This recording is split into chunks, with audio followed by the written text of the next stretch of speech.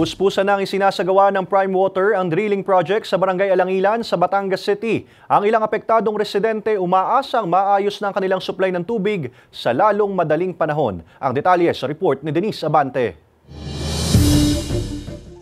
Puspusa na ang paghuhukay at paggawa ng humigit kumulang 600 metrong lalim na drilling project sa baging ito ng Barangay Alangilan, Batangas City na siyang inaasahang makapagsusupply ng sapat na tubig sa mga matataas na bahagi ng Barangay Santa Rita at mga karatig pang barangay sa lungsod. Right now we are at 5% completion of the project. Nakakapagbutas na tayo ng 4 meters over 150.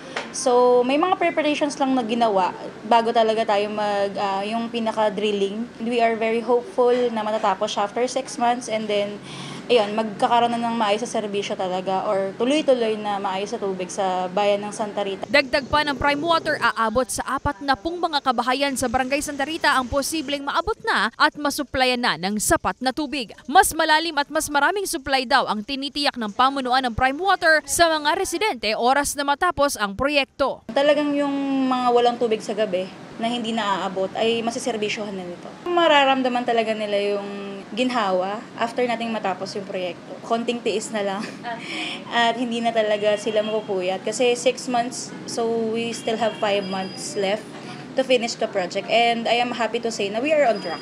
Gayunpaman, umaasa pa rin daw sa mga ipinangako ng Prime Water ang ilang mga residente maging ang pamunuan ng Barangay Santa Rita. Kasama si J.R. Manjares, Denise Abante, Balitang Southern Tagalog.